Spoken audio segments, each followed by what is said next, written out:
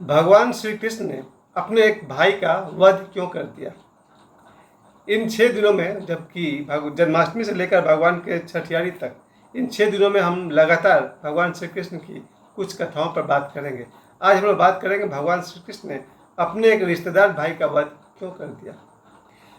और कल हम लोग बात करेंगे कुब्जा का सर्जरी भगवान श्री कृष्ण ने किस प्रकार किया। आज हम बात करेंगे भगवान श्री कृष्ण का एक भाई था, अपना भाई नहीं था, थोड़ा दूर का रिश्ता था। उसका वध भगवान श्री कृष्ण ने क्यों कर दिया? अपना ही एक वचन को पूरा भी किया, लेकिन वध भी किया। क्यों किया? उस बच्चे का जब जन्म हुआ था, भगवान श्री कृष्ण के बुआ के घर में। और जब बच्चे का जन्म हुआ तो उसका शरीर थोड़ा सा हम लोग से नॉर्मल था। उसके 4 हाथ थे और 3 आंखें थी। ऐसा देख करके आज के ज़माने में भी अखबार में कभी कभी खबर आता है कि बच्चे के 3 आँख हो जाए, 4 हाथ हो जाए, 4 पैर हो जाए, या 2 पेट हो जाए। इस तरह के बच्चे भी होते हैं। तो उस बच्चे के शरीर में यही था कि उसके 4 हाथ थे और 3 आंखें थी। ऐसा देखकर माता पिता ने समझा कि ये लड़का अपशकुन है, कुछ राक्षस टाइप का है, इसको त्याग दिया जाए। तो उस बच्चे के माता पिता को लगा कि ये बच्चा नॉर्मल नहीं है, इसे त्यागना पड़ेगा। और जब माता पिता ने त्यागने का विचार किया, तब आकाशवाणी हुई, नहीं, इस बच्चे को त्यागो मत, समय आने पर इस बच्चे का जो अंग है वो नॉर्मल हो जाएगा। यानी समय आने पर जो एक्स्ट्रा जो 2 इसके हाथ है वो गायब हो जाएंगे, एक्स्ट्रा जो 1 आँख है वो गायब हो जाएगी और ये बच्चा नॉर्मल हो जाएगा। माता पिता बड़े प्रसन्न हुए। तभी आकाशवाणी में ये भी आवाज़ आई कि जिस व्यक्ति के कारण ये बच्चा नॉर्मल होगा वही व्यक्ति इसका काल बनेगा। अब माता पिता चिंतित हो गए कि ऐसा कौन सा व्यक्ति है जिसके कारण ये बच्चा मेरा नॉर्मल हो जाएगा, लेकिन वही व्यक्ति इस बच्चे का काल बनेगा।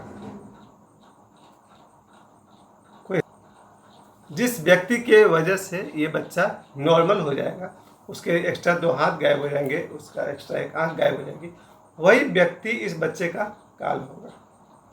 माता पिता को खुशी भी हुई और चिंता भी हुई कि मेरा बच्चा नॉर्मल तो हो जाएगा, लेकिन ये बच्चा बहुत दिन तक बचेगा नहीं, क्योंकि जो व्यक्ति इसको ठीक करने का कारण बनेगा वही व्यक्ति इसका काल ही बनेगा। खैर, समय बीतता गया। एक दिन भगवान श्री कृष्ण अपने बुआ के घर आए। जब वो वहाँ आए तो उस समय शिशुपाल नाम मुँह से निकल गया। वो बच्चा उस समय घर के बाहर खेल रहा था। उसको देख करके भगवान श्री कृष्ण के मन में स्नेह आया और उन्होंने उस बच्चे को गोद में उठा लिया। बच्चे को गोद में लेते ही उसका एक्स्ट्रा जो हाथ था वो गायब हो गया, जो एक्स्ट्रा आँख थी वो गायब हो गई, वो बच्चा नॉर्मल हो गया। लेकिन खुशी तो हुई उस बच्चे के माता पिता को कि हाँ, मेरा बच्चा नॉर्मल हो गया। फिर वो आकाशवाणी याद आया कि जो व्यक्ति के कारण ये बच्चा ठीक होगा वही व्यक्ति इसका काल बनेगा।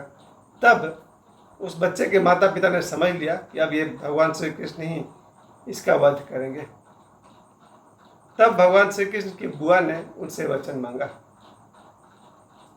कि एक उपकार करना, मेरा बच्चा कोई गलती करेगा तभी तुम उसको मारोगे, क्योंकि वैसे ही तुम किसी को क्यों मारोगे। एक कृपा करना अपने बुआ पर, मेरे बच्चे की 100 गलतियां माफ कर देना। भगवान श्री कृष्ण ने वचन दिया कि ठीक है बुआ, मैं इसकी 100 गलतियां माफ कर दूंगा, लेकिन अगर उसने 101वीं गलती की तो फिर से दंड भोगना पड़ेगा। इस तरह से भगवान श्री कृष्ण ने अपने बुआ को वचन दिया कि मैं इसकी 100 गलतियां माफ कर दूंगा। अब तक आप सभी समझ गए होंगे कि भगवान कृष्ण ने किसका 100 गलती माफ किया था? शिशुपाल का। यह है कृष्ण का फुफेरा भाई शिशुपाल। ये इतना बदमाश नेचर का निकला कि वो शुरू से वो भगवान श्री कृष्ण का विरोधी था। एक बार मौका मिला, पांडव कोई यज्ञ कर रहे थे, उस यज्ञ में पांडवों ने मुख्य अतिथि के रूप में भगवान श्री कृष्ण को बुलाया था। जब भगवान श्री कृष्ण वहाँ आए, वहाँ शिशुपाल भी बैठा हुआ था। और जब उन लोगों ने कहा कि भाई यज्ञ का जो प्रारंभ है भगवान श्री कृष्ण के हाथ से होगा, जैसे कहते हैं ना दीप जलाते हैं, या कोई भी तरह का उद्घाटन समझिए, तो पांडवों ने घोषणा की कि इस यज्ञ का प्रारंभ, शुभारंभ भगवान श्री कृष्ण के हाथों होगा। ये देखते ही शिशुपाल एकदम फायर हो गया। ईगो हर्ट हो गया, अहंकार को चोट लगी कि मेरे होते हुए कोई व्यक्ति कृष्ण को क्यों चीफ गेस्ट बना रहा है। शिशुपाल एकदम फायर। आप समझ सकते हैं, कोई आदमी अगर इम्पोर्टेंट हो और किसी प्रोग्राम में उसको बुलाया जाए और उसको लगता हो कि मुझे चीफ गेस्ट बनाया जाएगा और उसके सामने आप किसी और को बना देंगे तो उसके सीने पर सांप लौटने लगेगा। वही हुआ। शिशुपाल को लगता था कि मैं बड़ा पराक्रमी हूँ, मेरे होते हुए और किसी और को कोई कैसे चीफ गेस्ट बनाएगा। लेकिन जब पांडवों ने घोषणा की, युधिष्ठिर ने कहा कि भगवान श्री कृष्ण हमारे मुख्य अतिथि हैं और उनके ही हाथ से ये यज्ञ प्रारंभ होगा, बस ऐसा सुनते हैं शिशुपाल अपने आसन से खड़ा हुआ और बोला, ये नहीं हो सकता है। मेरे होते हुए एक मामूली यादव का लड़का, और यादव का लड़का भी है कि नहीं कौन जाने, पता नहीं किसका लड़का है। ऐसा सुनते ही सभा में जितने भी लोग थे सभी प्रेरित हो गए। ये क्या बात कर रहा है ये तो शिशुपाल इनडायरेक्टली भगवान श्री कृष्ण के माता पिता को गाली दे रहा है। वो कह रहा कौन जाने इसकी माँ, मतलब कि इसकी माँ कौन है, या इसकी माँ को भी पता है कि नहीं कि इसका बाप कौन है। और इस तरह से शिशुपाल भद्दी भाषा में गाली देने लगा। भगवान कृष्ण ने मन में गिना 1, लेकिन उसकी गालियाँ रुक नहीं रही थी। तभी पांडवों ने युधिष्ठिर से लेकर के अर्जुन सभी ने समझाया कि गलत बात है, तुम भी हमारे गेस्ट हो और भगवान कृष्ण भी हमारे अतिथि हैं, और तुम एक अतिथि होकर के दूसरे अतिथि को अपमानित नहीं कर सकते। और पांडवों ने शिशुपाल को इसलिए सजा नहीं दे रहे थे कि भाई ये भी तो अतिथि है, अतिथि देवो भव।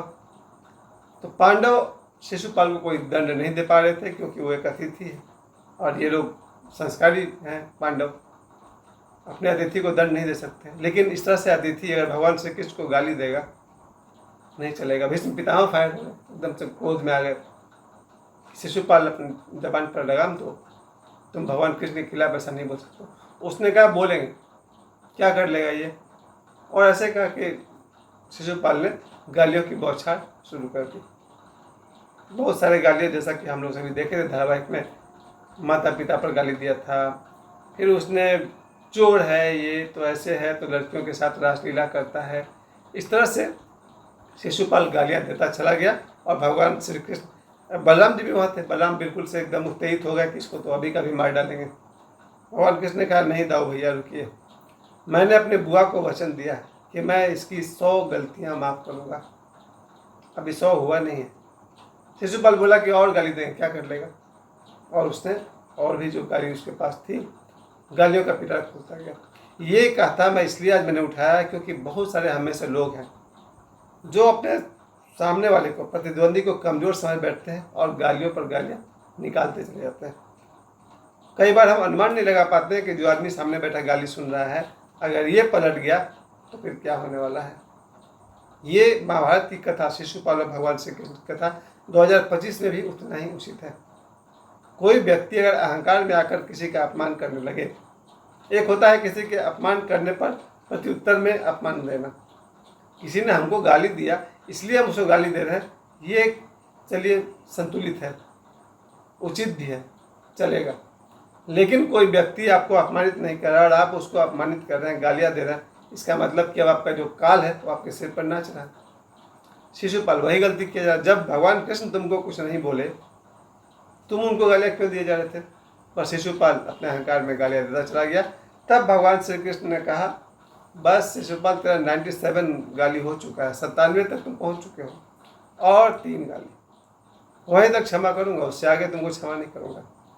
उसने फिर आगे गाली दिया 98, फिर उसने कहा 99, और उसके बाद अंत में शिशुपाल ने द्रौपदी को लेकर के, यानी जो उनकी बहन के समान थी, उसको लेकर के भी गाली दे दिया। तब भगवान कृष्ण ने कहा बस,